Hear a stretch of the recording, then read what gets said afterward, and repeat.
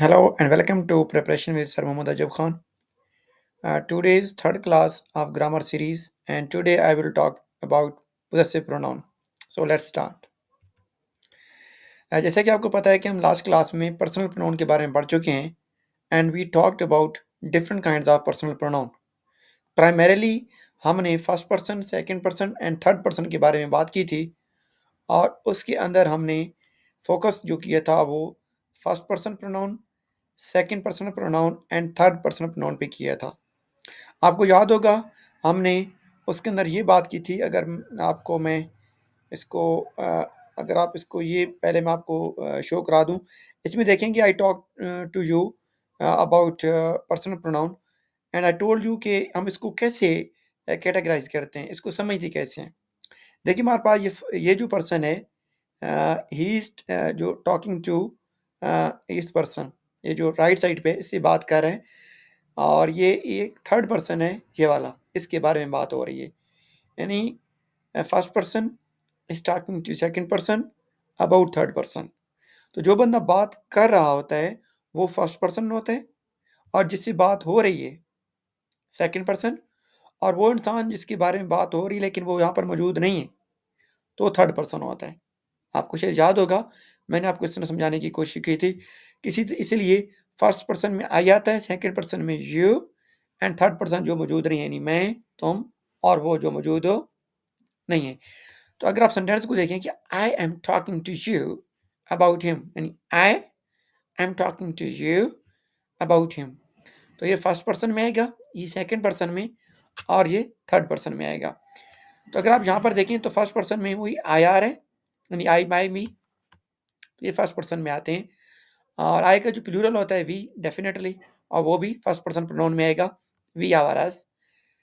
And इसी तरह second person में आप चेक करें यू, यूर, यू.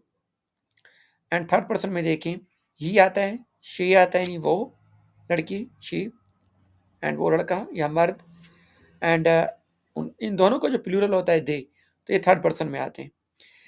अगर मैं आपको टेबल शो कराऊँ जो हमने लास्ट क्लास के अंदर उसको देखा था, तो ये हमारे पास टेबल है. इसमें आपको याद होगा कि हमने बात की थी पर्सनल प्रोनाउन जो है first person pronoun, second, third. हमने फर्स्ट पर्सन के अंदर ये भी देखा था कि इनमें कौन सा सिंगुलर है और कौन सा प्लूरल है. जैसे ना फर्स्ट पर्सन के अंदर हम आई को सिंगुलर देखते हैं तो आई का जो प्लूरल होता है वो वी हो करता है, यानी मैं और हम. तो ये फर्स्ट पर्सन के अंदर लाया करते हैं. और हमने इसके डिफरेंट केस भी देखे थे कि आई माई मी, वी आवर अस, और सेकंड में हमने देखा था यू, यूर, यू. और थर्ड के अंदर जो है ही आता है और शी, और इन दोनों का प्लूरल दे, तो he, his, him, she, her and they, their, them. यहाँ तक तो हमने इसको डिटेल में देख लिया था और थोड़ा बहुत हमने इस पे भी, रिफ्लेक्सिव प्रोनाउन पे भी बात की थी. लेकिन आज हम इसके अंदर फर्दर जो प्रोनाउन की टाइप है, यानी एक तो हमने देख लिया था पर्सनल प्रोनाउन, जो पर्सन को, एक शख्स को ज़ाहिर करते हैं, और उन अशख़ास की इकसाम 3 होती हैं और उनको हम 3 कैटेगरीज़ में हमने इसलिए पर्सनल प्रोनाउन को डिवाइड किया था. लेकिन आज हम इसी पर्सनल प्रोनाउन के अंदर पोजेसिव की बात करेंगे. Possessive adjective and possessive pronoun ये भी पर्सनल प्रोनाउन के अंदर आते हैं, लेकिन हम इनको प्रोनाउन के एक सेपरेट, एक अलग कैटेगरी के तौर पर स्टडी करते हैं, पोजेसिव प्रोनाउन. तो आज चलो हम चलते हैं अपनी क्लास की तरफ, पोजेसिव प्रोनाउन की तरफ. सबसे पहले हम इसको डिफाइन करने की कोशिश करते हैं कि पोजेसिव प्रोनाउन होते क्या हैं. याद रखिएगा उर्दू में पोजेसिव को, या पोजेशन जो होती है, इस पोजेशन से ये वर्ड निकला है पोजेसिव, तो पोजेशन को मलकियत कहते हैं. तो ऐसे प्रोनाउन जो मलकियत को ज़ाहिर करेंगे वो पोजेसिव प्रोनाउन कहलाएंगे. तो possessive pronouns are pronouns that show ownership or possession, कि जो ओनरशिप या पोजेशन, जो मलकियत शो करते हैं, वो हमारे पास पोजेसिव प्रोनाउन कहलाते हैं. याद रखिएगा जैसे कि हमने कहा था कि जो हमारे पास प्रोनाउन होते हैं हम इनको क्यों यूज़ करते हैं नाउन की जगह, कि pronouns are the words which we use in place of a noun. इसी तरह जो पोजेसिव प्रोनाउन होंगे डेफिनेटली हम इनको नाउन की जगह यूज़ करेंगे टू अवॉइड रेपिटिशन, कि they replace a noun to avoid repetition and make sentence clearer. अब हम थोड़ा इनकी एग्जांपल की तरफ आते हैं कि दिस इज माय बुक, ये मेरी किताब है. इज दिस योर फोन, क्या ये आपका फोन है. दैट इज हिज कार, ये उसकी कार है. शी लॉस्ट हर कीज, तो उसकी चाबियां गुम हो गई. अब यहाँ पर आप देख रहे हैं कि जो ये वर्ड्स हैं जो बोल्ड लेटर में है, all these words are possessive pronoun. क्यों? क्योंकि ये मलकियत शो कर रहे हैं। ये ये मेरी किताब है, ये उसका फ़ोन है, ये तुम्हारा फ़ोन है, ये उसकी कार है, ये उसकी चाबियाँ हैं, ठीक है? ये इसकी मतलब टेल है, दुम है, एंड ये हमारा घर है, ये उनका घर है। तो यहाँ पर आप क्या देख रहे हैं कि ये जो वर्ड्स हैं, all these words are this, your, my, all these words show ownership, show possession. So these words are possessive pronoun. अच्छा, ये पोजेसिव प्रोनाउन क्यों है? याद रखिएगा हमने नाउन की डेफिनेशन क्या की थी? जो एक नेम होता है, और प्रोनाउन को हमने किस तरह डिफाइन किया था? जो नाउन की मीनिंग में इजाफा करता है। तो लाज़मी बात है, अगर एक प्रोनाउन में नाउन की मीनिंग में इजाफा कर रहा है, तो पोजेसिव प्रोनाउन भी एक ऐसा प्रोनाउन होगा जो नाउन की मीनिंग में इजाफा करेगा। तो यहाँ पर जो नाउन कौन-कौन से हैं? यहाँ पर माई के साथ बुक नाउन पड़ा हुआ है, यूअर के साथ फ़ोन पड़ा हुआ है, हिज के साथ कार है, आर के साथ कीज़ है, टेल है यहाँ पर होम, एंड देयर के साथ हाउस पड़ा हुआ है। तो ये हमारे पास जो है लास्ट पे नाउन है, और इनसे पहले हमारे पास प्रोनाउन आ रहे हैं, और इन प्रोनाउंस को हम पोजेसिव प्रोनाउन कहते हैं, क्योंकि ये पोजेशन या मलकियत को शो कर रहे हैं। हम और थोड़ा एग्जांपल की तरफ आते हैं। This book is mine, is this your yours? That car is his, the keys are hers, its meaning is unclear in the context, this home is ours, that house is theirs। अब यहाँ पर ये जो pronoun इस्तेमाल हुए हैं, possessive pronoun, ये different है। ये my, your, is, her, our, its, their, ये इनसे डिफरेंट है। लेकिन याद रखिएगा, यहाँ पर भी ये मलकियत को शो कर रहे हैं। कैसे? दिस बुक इज माइन, ये मेरी किताब है, ठीक है? इज दिस फोन योर्स, क्या ये आपका फोन है?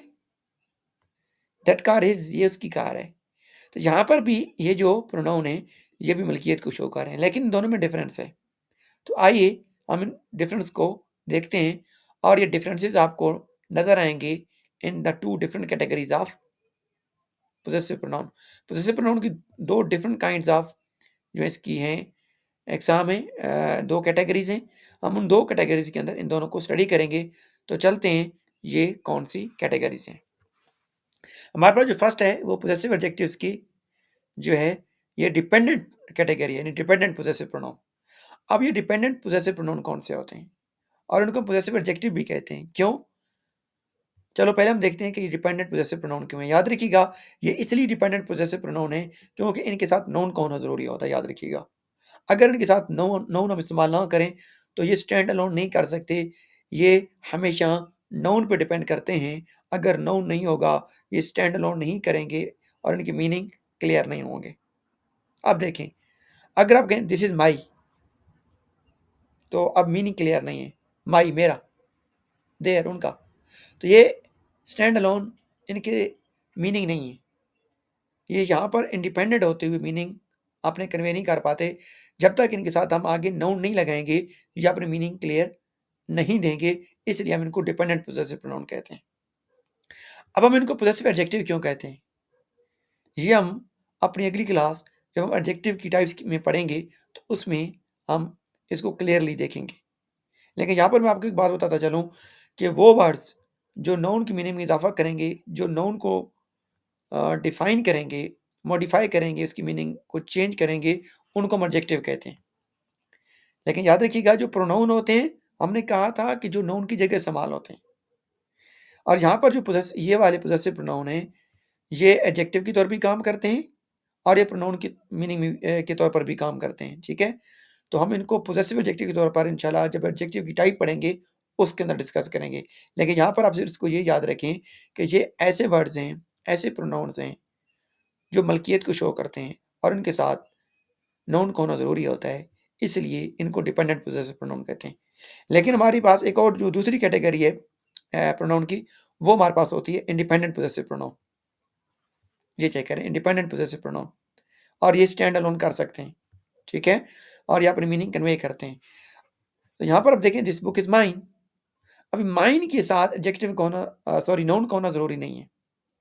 माइन जो है स्टैंड अलोन है, ये अपनी मीनिंग कन्वे कर रहा है कि ये बुक मेरी है।